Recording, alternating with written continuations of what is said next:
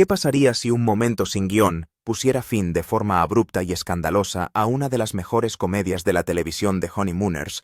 No era una comedia más, redefinió el género con su retrato crudo y sin pulir de la vida de la clase trabajadora. Pero tras las risas se esconde una noche tan inquietante que permaneció en silencio durante décadas. Comenzaba con una mujer con la que Jackie Gleason debería haberse casado años antes. La escena en sí no era más que un breve sketch ensayado lo justo para emitirlo. Pero en la transmisión en vivo, Gleason pronunció una línea diferente. Solo una.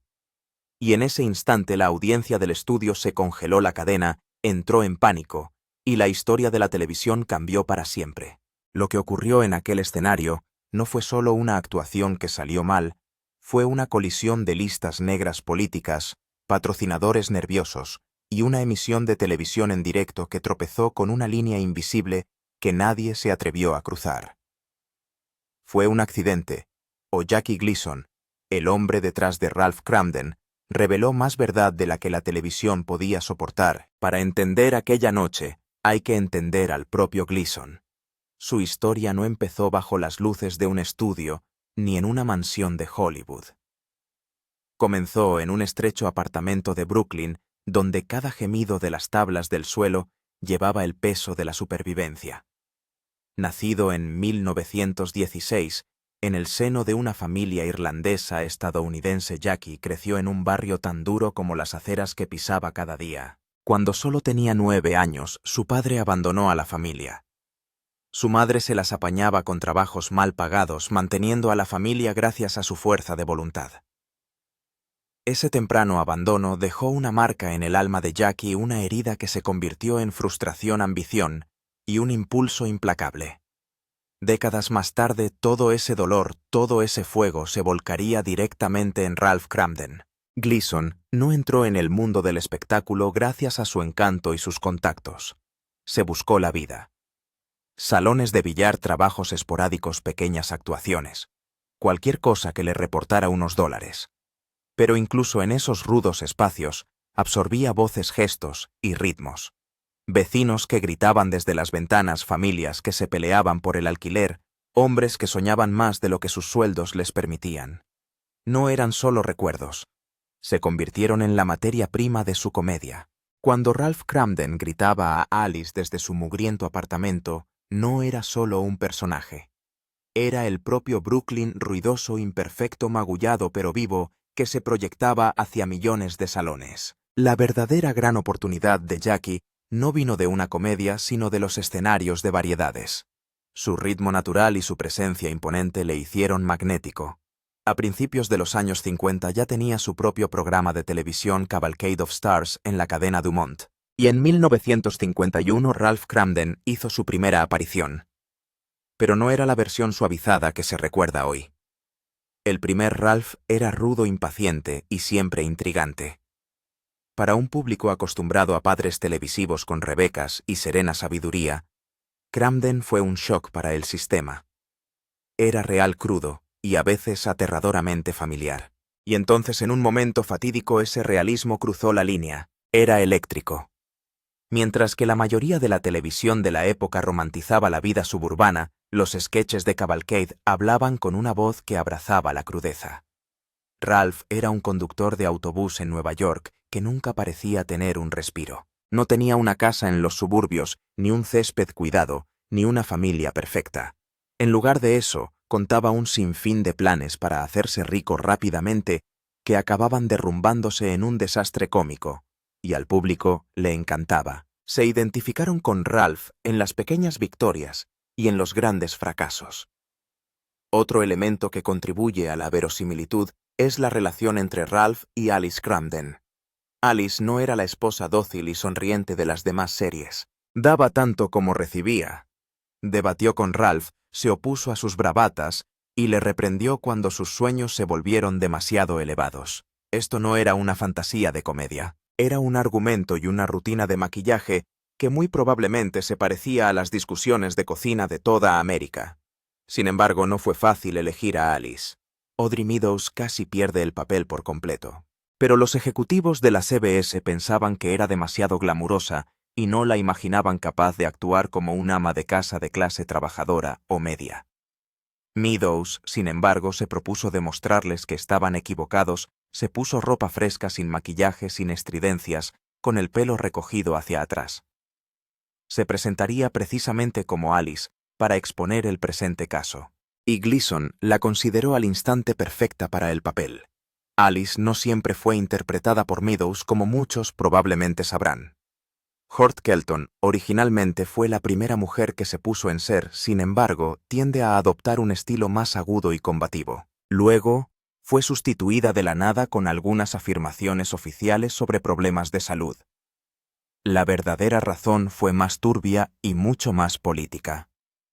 Durante la oleada del miedo a los rojos, las acusaciones sobre los vínculos comunistas de su marido la convirtieron en un riesgo que la cadena no quería correr. Así que se fue sin fanfarria, sin anuncio público. El ascenso de Gleason no fue solo por las risas. Las fuerzas políticas pronto alterarían a los Honeymooners en formas que ningún guión podría predecir. El cambio de reparto que nadie vio venir. El éxito de Honeymooners se debió en gran parte a la química entre Ralph y Alice Cramden.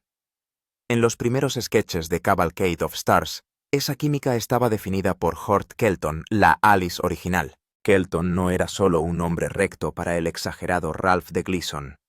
Tenía una lengua afilada, un ingenio rápido y una forma de mirar a Ralph de arriba a abajo que podía reducirlo a la mínima expresión.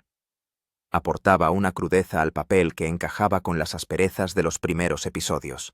Para el público, la repentina desaparición de Kelton fue un shock. El comunicado oficial citaba motivos de salud, una explicación educada y vaga que era casi habitual en los años 50 cuando las cadenas querían evitar el escándalo. Pero los que trabajaban en el programa conocían la verdadera historia. El miedo rojo. La caza nacional de supuestos simpatizantes comunistas estaba en su apogeo. El mundo del espectáculo fue uno de los más afectados por la llamada lista negra. Los estudios, las cadenas y los anunciantes no solo evitaban contratar a presuntos comunistas, se distanciaron de cualquiera que tuviera una mínima relación con el acusado. Se le investigaba por posibles vínculos con elementos comunistas.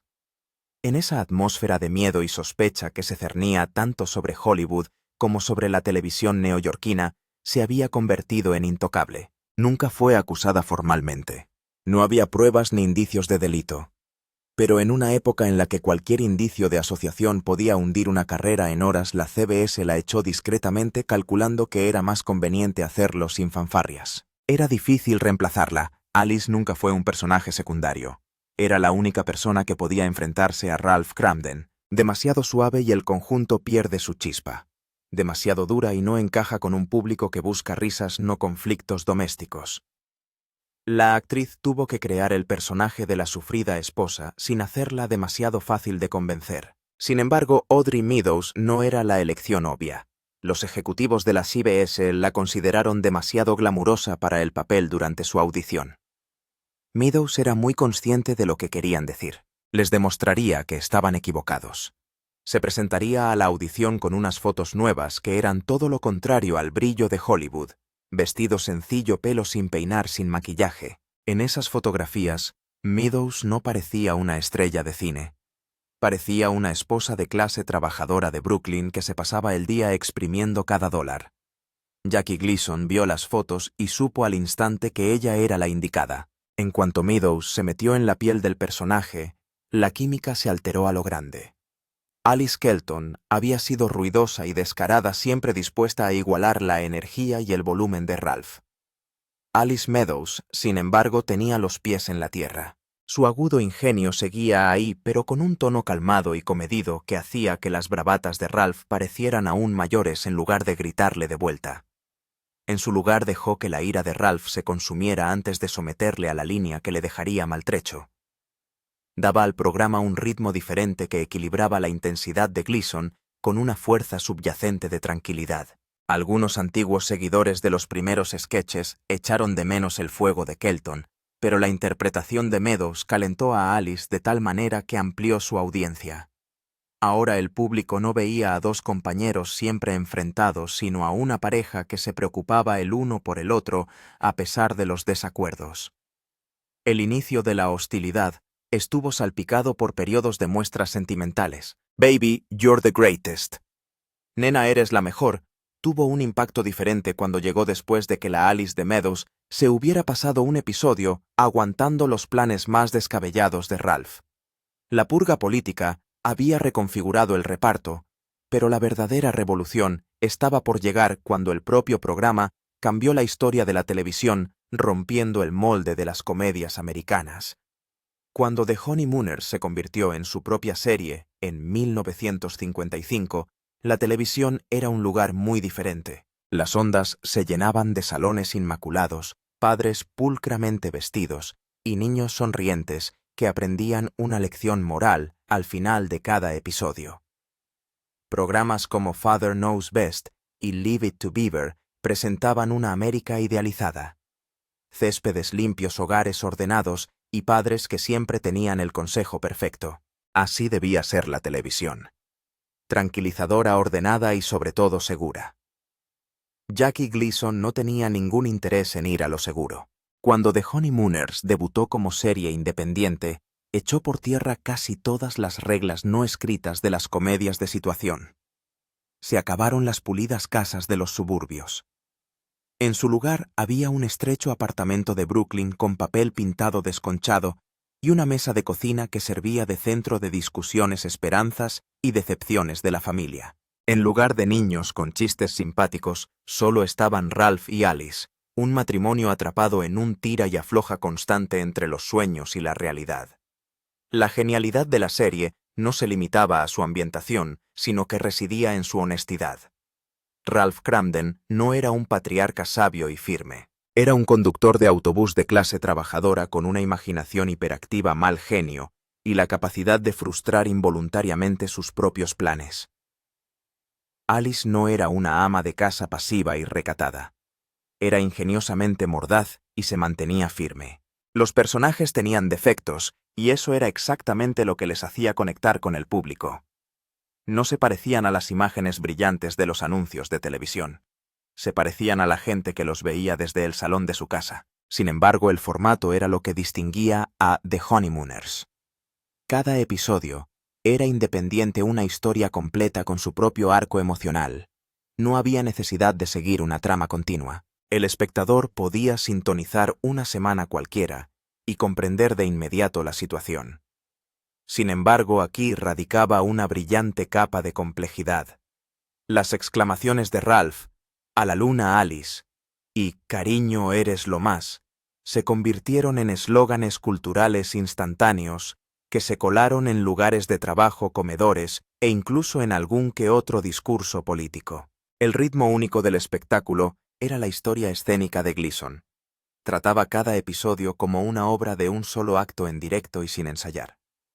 Diálogos ajustados, ritmo trepidante y la inmediatez de lo que estaba en juego, incluso las más pequeñas disputas domésticas parecían reales. No había un hilo de risas que endulzara los chistes.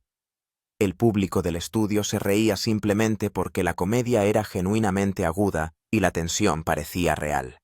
Ese tipo de autenticidad era peligrosa en la década de 1950, pero funcionó. Al apartarse del idealismo televisivo de Honeymooners, marcó el comienzo de una forma diferente de contar historias. Quizá no habrían existido series como All in the Family, Roseanne o Los Simpson sin esta obra seminal. Ralph Kramden redactó los borradores de las peroratas de Archie Bunker, las batallas de los Conner en la mesa de la cocina y las hazañas de Homer Simpson, imperfecto pero adorable. Abrió la puerta a la voluntad de que un personaje fuera a la vez antipático y muy humano. También había paralelismos incómodos para el público. Ralph y Alice se gritaban en voz alta y a menudo demostraban que bajo el sarcasmo y los gritos había calidez. Baby, you're the greatest fue más que un chiste. Recordaba a todo el mundo que el amor era capaz de sobrevivir incluso a las peleas más tontas. Ese tipo de honestidad dio a la serie piernas. El reverso de la verdad era que romper el molde era arriesgado. Si la audiencia sospechaba de una situación de la vida real, podía empezar a volverse de repente. Mientras el formato ganaba adeptos un momento en directo, pronto convertiría ese realismo en una polémica nacional. La noche en que el público enmudeció. Ocurrió una noche que nadie esperaba, una noche que debería haber sido un episodio más de una serie de televisión en directo. Era octubre de 1956, y el episodio se titulaba El voto decisivo. A primera vista, era puro territorio de Honeymooners. Ralph Kramden, convencido de que su único voto podría cambiar las elecciones locales, acaba enredado en malentendidos, prepotencia y la inevitable humillación. El guión era ingenioso, la premisa creíble, y el público estaba preparado para reírse. Durante la mayor parte del episodio, las cosas fueron según lo previsto. Gleason estaba en su elemento más grande que la vida, rápido con las improvisaciones y alimentándose de la energía de la sala. Pero entonces llegó un momento que lo cambiaría todo. Durante un acalorado intercambio de palabras entre Ralph y Alice Gleason, pronunció su característica frase «Bang Zoom directo a la luna». Era una frase que el público ya había oído infinidad de veces, una amenaza cómica que se había convertido en un chiste recurrente. Solo que esta vez no sonaba como una broma. Nada es diferente de la entrega. El tono de Gleason más agudo, más frío. Su lenguaje corporal se acercó. El espacio con Audrey Meadows parecía reducido. Su voz cayó a un registro desprovisto de su habitual exageración cómica. El remate se hundió con un ruido sordo, ni risas ni aplausos, silencio. El silencio pesaba en el aire del estudio, y los miembros del equipo entre bastidores dijeron más tarde que se quedaron helados en medio de las tareas. Por primera vez, Ralph Kramden no parecía un fanfarrón adorable, sino peligroso. No es muy diferente de leer lo mismo en una comedia de situación rodada en varias tomas con risas grabadas. Pero todo estaba ocurriendo en la televisión en directo. Cada tic, cada pausa, cada énfasis imprevisto reproducido en tiempo real a millones de salas de estar. Al haber crecido en una situación bastante tabú sobre la violencia doméstica en la televisión, y desde luego sin ningún atisbo de realismo en ese enfoque, ese momento se sintió perturbadoramente crudo. Los críticos que antes habían alabado el contenido de la serie por su honestidad, han calificado ahora esta escena de demasiado real. En consecuencia, empezaron a llegar cartas a la CBS no de alabanza sino de preocupación. Entre bastidores ya había malestar en la cadena. Los índices de audiencia, aunque buenos, estaban bajando un poco. Los patrocinadores se quejaban del tono áspero del programa, y las emisiones en directo eran cada vez más arriesgadas a medida que un impredecible Gleason se hacía más difícil de controlar.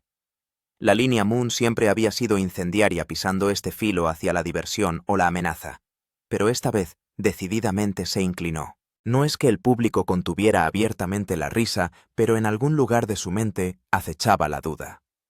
¿Era esto realmente divertido?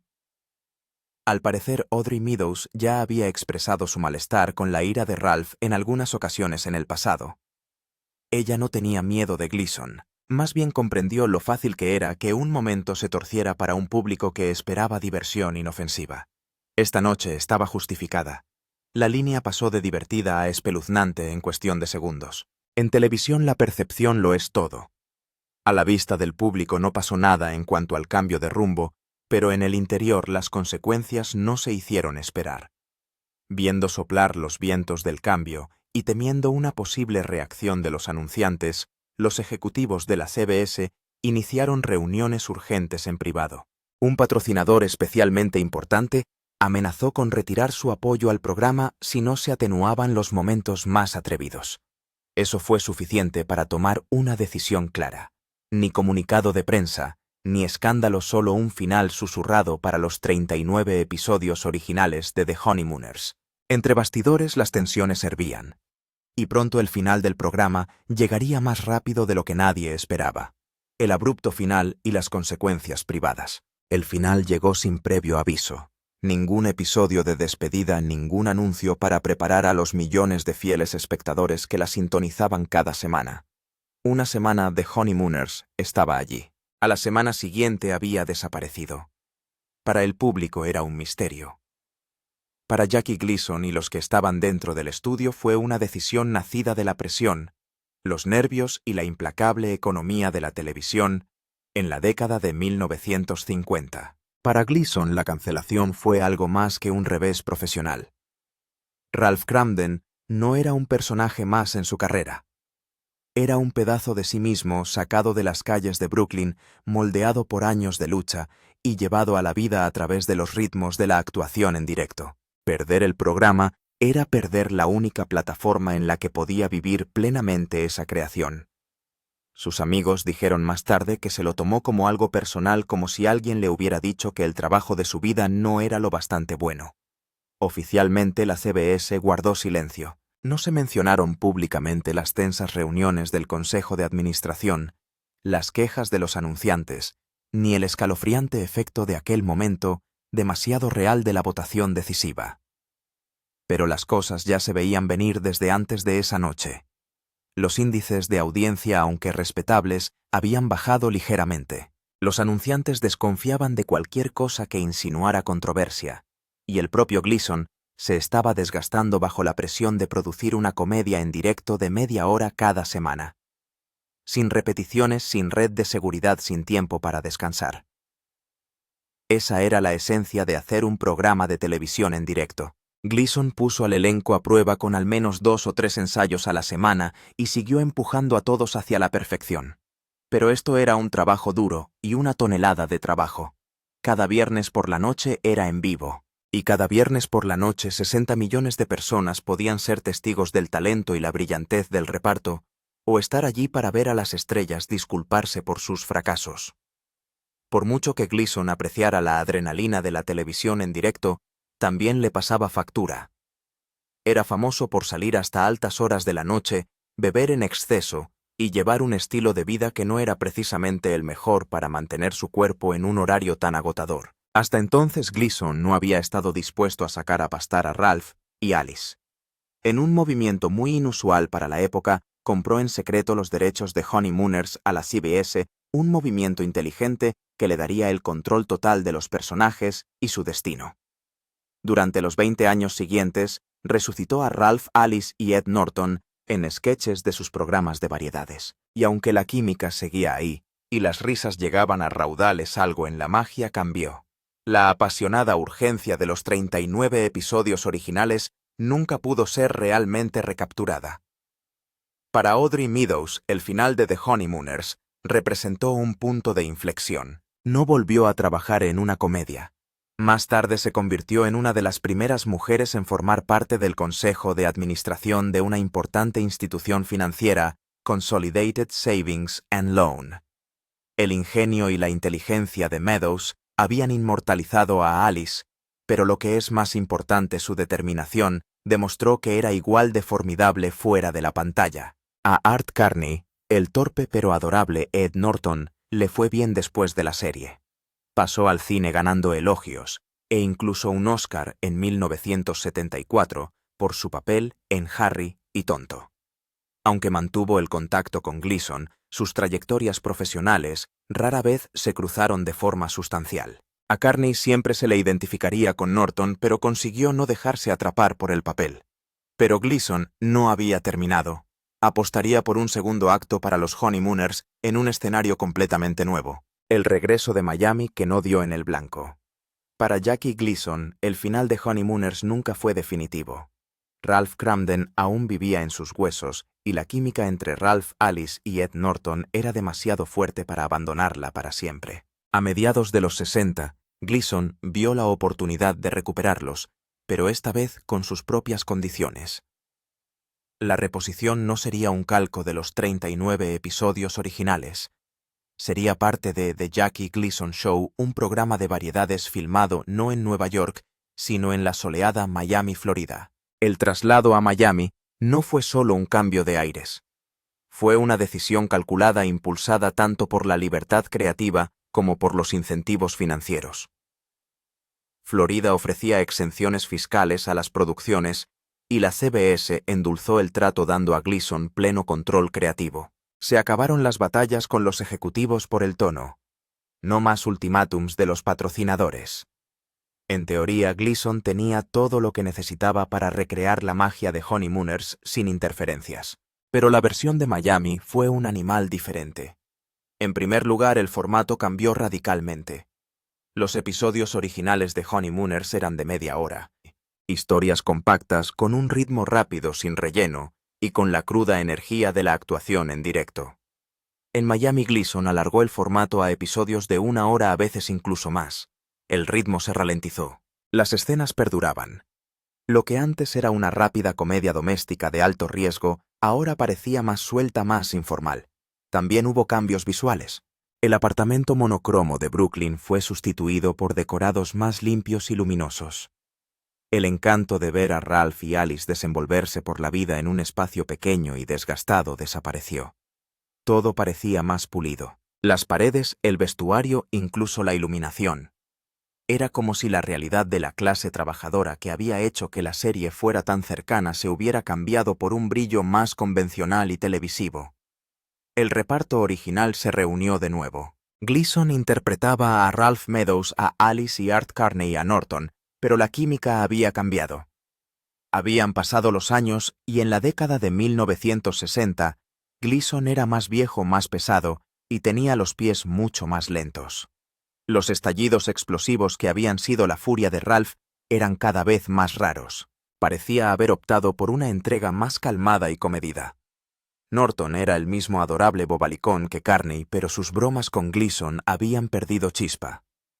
Sin embargo, la fuerza de Meadows no consiguió reavivar la chispa. Hubo momentos brillantes en algunos episodios de Miami, un intercambio oportuno, un guiño inteligente a los días de gloria del pasado. Sin embargo, la mayoría de las veces la alegría parecía escasa. La mayor duración parecía diluir el golpe de los chistes. Los montajes rápidos se volvieron cada vez más flojos, con diálogos extensos que sencillamente ya no funcionaban. Parte del problema era ver la televisión en directo perdiendo esa pizca de emoción, al menos para esa zona. La pandilla original de Honeymooners en directo para un público de pago hacía que lo imposible solo ocurriera ante ese público y a través de meteduras de pata e improvisaciones esa magia. Pero la versión de Miami se grabó para poder volver a grabarla y editarla, lo que la convirtió en una especie de control y le restó espontaneidad. Simplemente no había el temblor con el que el público solía inclinarse hacia adelante en sus asientos en anticipación. Con un aspecto más cosmético que el original Honeymooners, era muy diferente del original. Al final, Gleason, siempre perfeccionista, probó a introducir nuevas historias, experimentó con la música e incluso invitó a estrellas. Pero resultó que todos esos cambios no hacían sino demostrar la distancia que el programa había recorrido desde su encarnación original. Los episodios del reencuentro eran más extravagantes, pero más cortos en el fondo que los del programa de HBO. Sin el foco de atención en torno a las luchas de clase media de Ralph, Alice y Norton Miami, simplemente tenía problemas para conseguir la misma respuesta, incluso cuando el revival se desvaneció. Los recién casados estaba encontrando una segunda vida, no en el escenario, sino en los corazones de una nueva generación. De polémica a icono cultural. Cuando el revival de Miami se desvaneció, podía parecer que Los recién casados estaba destinada a permanecer como un recuerdo entrañable pero lejano. La serie original solo había durado 39 episodios, la versión de Miami no había logrado captar la chispa de antaño y las nuevas comedias dominaban el prime time. Sin embargo, lo que ocurrió a continuación fue algo que ni el propio Jackie Gleason podría haber predicho. The Honeymooners comenzó su lento y constante ascenso desde un programa de corta duración a un monumento cultural. La transformación empezó sin hacer ruido en las reposiciones. Las emisoras locales retomaron los episodios originales, llenando las franjas horarias diurnas y nocturnas con las bromas en blanco y negro de los Cramden. Sin la presión de los índices de audiencia semanales, la serie pudo redescubrirse por sí misma. Los telespectadores que se la habían perdido durante su primera emisión se encontraban ahora riendo con ella, y el público más joven, demasiado joven para recordar los años 50, conocía a Ralph, Alice y Norton por primera vez. A finales de los 60 y principios de los 70, las reposiciones habían convertido esos 39 episodios en algo mucho más grande de lo que habían sido durante su emisión original. Las mismas cualidades que en su día hicieron que el programa fuera arriesgado, el ambiente de clase obrera, las agudas discusiones conyugales, los personajes imperfectos, se sentían ahora frescos en comparación con las comedias de situación cada vez más pulidas de la época. Lo que había sido polémico en 1955 era para entonces parte del encanto de la televisión. La tristemente célebre frase Bang Zoom, que en su día protagonizó el momento más incómodo de la serie, se convirtió en una pieza de americana citada, parodiada y referenciada en todas partes, desde los dibujos animados hasta los discursos políticos. El contexto había cambiado. En la década de 1970, la línea se veía menos como una amenaza y más como un emblema del humor televisivo de la vieja escuela, una reliquia de una época en la que las comedias de situación se representaban como obras de teatro. Los críticos han examinado la serie vocal a medida que avanzaba en la televisión. Llamaron la atención sobre la forma en que sirvió como una especie de pionero que en adelante informaría y distinguiría la comedia de personajes. La ambición y la frustración sin límites de Ralph Kramden, esa mezcla de dureza y compasión que definía a Alice, o esa alocada cabina de lealtad a todo lo demás que podría haber caracterizado a un Norton. Todo ello tendría y ha tenido eco a lo largo de los años en futuras caracterizaciones televisivas. Todo en Familia Roseanne y Los Simpson no tenían ninguna filiación espiritual. Eran descendientes genéticos de los Honeymooners. De hecho, incluso parejas animadas como Pedro y Wilma Picapiedra tenían sangre de los Kramden. Lo que lo hace perdurable y grandioso son las realidades. No vivían en ese suburbio de cuento de hadas. Tenían un apartamento minúsculo. No se encontraron con pequeños problemas maravillosos con nudos de problemas ordenados. Se encontraron con problemas de puertas adentro, como la falta de dinero, las caras de los sueños que se truncan y la gruesa línea que separa el querer más de tener que conformarse. El realismo que resultaba chocante en los años 50 se convirtió en un sello de calidad de las comedias de situación en las décadas posteriores. The Honeymooners no fue solo una serie que se convirtió en piedra de toque. Las frases de la serie pasaron a formar parte de la jerga estadounidense. Los episodios eran estudiados por aspirantes a cómicos y actores a la vez, que se les grababa en la cabeza el timing, la entrega y el trabajo con los personajes. La producción barata y sencilla de un par de personajes y un decorado principal se erigió como prueba de que un gran programa de televisión no requería necesariamente una trama elaborada o localizaciones caras para mantener su grandeza. Lo que sí necesitaba era una escritura honesta, sinceridad en la actuación y veracidad emocional. En 1985, con motivo del 30 aniversario de la serie, continuaron las retrospectivas especiales, las entrevistas con los miembros supervivientes del reparto y las celebraciones. Para entonces, The Honeymooners se había ganado una sólida aceptación como una de las comedias de situación más importantes de la historia de la televisión. La misma controversia que en su día amenazó con hundirla en las profundidades no pasó de ser una trivial nota a pie de página. Extraño capítulo en la historia de una serie cuya influencia fue en aumento con el paso de los años. La infame escena que sacó de antena a los Honeymooners no fue solo un error. Fue un punto de inflexión para la televisión estadounidense. Si te ha gustado descubrir la verdad que se esconde tras esta serie emblemática, dale a me gusta, comparte y suscríbete y haz clic en el siguiente vídeo para ver más historias que Hollywood intentó guardar en la cámara acorazada.